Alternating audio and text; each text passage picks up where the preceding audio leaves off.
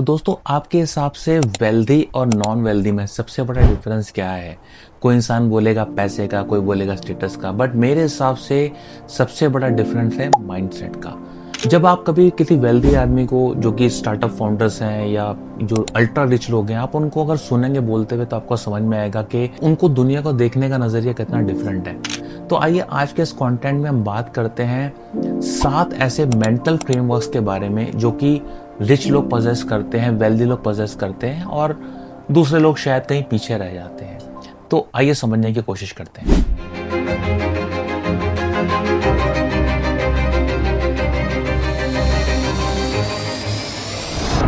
जो first mental framework मैंने observe किया वो है रेडिकल ओनरशिप वर्सेस ब्लेम।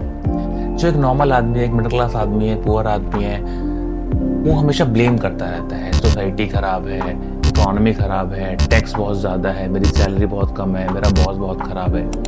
पर आप किसी रिच आदमी को बोलते हुए सुनेंगे या किसी स्टार्टअप फाउंडर को, वो इस तरह की कंप्लेंट्स कभी नहीं करते। वो हर चीज़ की ओनरशिप लेते हैं, वो फेलियर से नहीं डरते हैं। अगर उनका एक स्टार्टअप फेल होता है तो वो ऐसा नहीं सोचते कि फेल हो गया, वो सोचते हैं कि यार मैंने क्या ऐसा गलत किया जो मैं नेक्स्ट टाइम ठीक कर सकता हूँ। इसी वजह से वो शायद इतना आगे जाते हैं। और जो पुअर माइंडसेट के लोग होते हैं वो एक बार फेलियर होने के बाद खड़े ही नहीं हो पाते। तो इट्स वेरी इंपॉर्टेंट कि ये जो फ्रेमवर्क है, मतलब हम ओनरशिप लेना सीखें, हम फेलियर से ना घबराएं। अगर एक जगह हम फेल होते हैं तो उसको एज ए अपॉर्चुनिटी देखें और सीखने की कोशिश करें कि हम आगे क्या ठीक कर सकते हैं। जो दूसरा डिफरेंस मेरे को नज़र आता है वो है long term versus short term. जो रिच या वेल्दी लोग होते हैं ना, वो बहुत लंबे समय के लिए सोचते हैं। आपने वो स्टैनफोर्ड का मार्शमेलो एक्सपेरिमेंट के बारे में ज़रूर सुना होगा, जहाँ पे कि कुछ बच्चों को ये ऑप्शन दिया गया कि या तो आप अभी एक मार्शमेलो ले सकते हैं या कुछ समय के बाद 2 मार्शमेलो ले सकते हैं। तो जिन्होंने बाद में मार्शमेलो लेना चूज़ किया और उनकी लाइफ को स्टडी किया गया, तो ये पता चला कि जिन बच्चों ने डिलेड ग्रेटिफिकेशन प्रैक्टिस किया, तो वो लाइफ में उन्होंने आगे भी अच्छा किया। बट जो एक रिच माइंडसेट का आदमी होता है, वो अभी की बजाय आगे का अपना प्रॉस्पेक्ट ज़्यादा देखता है। वो शायद एक एप्पल का फ़ोन खरीदने के बजाय एप्पल के स्टॉक्स लेने ज़्यादा पसंद करेगा। तो ये बहुत बड़ा फ़र्क है एक पुअर माइंडसेट में और एक वेल्दी माइंडसेट में। पुअर माइंडसेट एक कंज्यूमर माइंडसेट है कि जो पैसा है आज खर्च कर दो, कल हो ना हो। बट वहीं जो एक वेल्दी माइंडसेट है वो हमेशा एक लॉन्ग टर्म की प्लानिंग करके चलता है। 5 साल, 7 साल, 10 साल की प्लानिंग करके चलता है, अपॉर्चुनिटीज को ढूंढता रहता है। जबकि जो पुअर माइंडसेट होता है वो पैसे के लिए काम करते हैं। तो एक बहुत बड़ा फर्क है। जो वेल्दी माइंडसेट होते हैं वो इंस्टेंट ग्रेटिफिकेशन बिलीव नहीं करते, जबकि जो पुअर माइंडसेट के लोग होते हैं उनको हर चीज़ अभी की अभी चाहिए। जो तीसरा डिफरेंस है वो है growth mindset versus fix mindset. जो पुअर मेंटालिटी, पुअर माइंडसेट के लोग होते हैं, उनको ऐसा लगता है कि यार बस जो मेरे को आता है वही मेरे को पता है, मैं आगे कुछ नहीं कर सकता, बस मेरे को ये नहीं आता, मैं ऐसा करूँगा तो मैं फेल हो जाऊँगा, मैं वो कैसे कर पाऊँगा। मतलब उनके पास हमेशा एक्सक्यूज़ होता है देने के लिए, जिससे कि उनको काम ना करना पड़े। जो वेल्दी माइंडसेट वाले लोग होते हैं ना, वो अगर उनको कोई चीज़ नहीं आती तो वो उसको सीखने की कोशिश करते हैं, मेंटर्स उसके लिए ढूंढते हैं, कोर्सेज उसके लिए परचेज करते हैं, वो अपने आप पे इन्वेस्ट करते हैं। तो उसकी वजह से क्या होता है कि जिस डोमेन में उनको इतनी नॉलेज नहीं है, वो उस डोमेन को भी पता करने की कोशिश करते हैं, जिससे कि उनके लिए अपॉर्चुनिटी वास्ट हो जाती है। तो इट्स वेरी इंपॉर्टेंट कि एक पुअर माइंडसेट से रिच माइंडसेट जाने के लिए हम इस टेंडेंसी को डेवलप करें कि अगर हमें किसी सब्जेक्ट के बारे में समझ में नहीं आ रहा है तो हम उसमें डीप डाइव करने की कोशिश करें। तो दोस्तों, यहाँ तक अगर आपको कंटेंट पसंद आ रहा है तो कंटेंट को लाइक कीजिए, कमेंट करके बताइए कि आप अपना कौन सा माइंडसेट चेंज करने वाले हैं, और चैनल को सब्सक्राइब ज़रूर कीजिए। जो 4th माइंडसेट है वो है ऑब्स्टिकल्स वर्सेस अपॉर्चुनिटी। जो पुअर माइंडसेट है वो हमेशा नई चीज़ों में, नए सब्जेक्ट में एक हमेशा ऑब्स्टिकल देखता है। वहीं पे जो वेल्दी माइंडसेट के लोग होते हैं ना, वो नई नई अपॉर्चुनिटीज़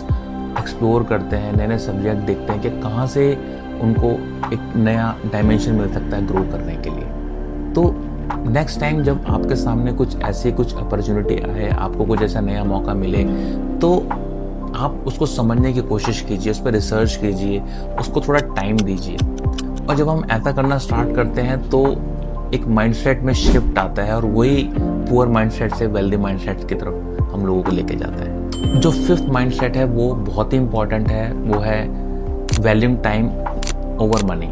जो वेल्दी माइंडसेट के लोग हैं ना, वो टाइम की बहुत वैल्यू करते हैं।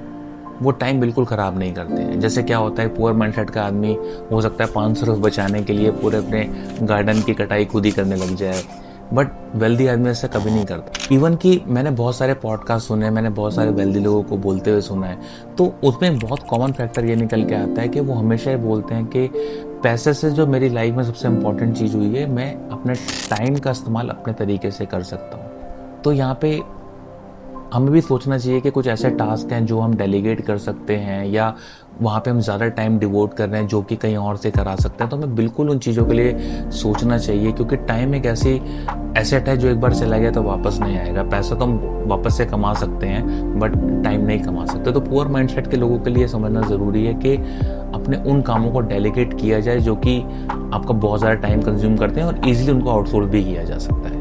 जो 6th फ्रेमवर्क है जो मेरे को समझ में आता है वो है क्रिएशन ओवर कंजम्पशन। जो वेल्दी माइंडसेट के लोग होते हैं वो हमेशा क्रिएशन में बिलीव करते हैं, जबकि पुअर माइंडसेट के लोग हमेशा कंजम्पशन में बिलीव करते हैं। इसका मतलब ये है कि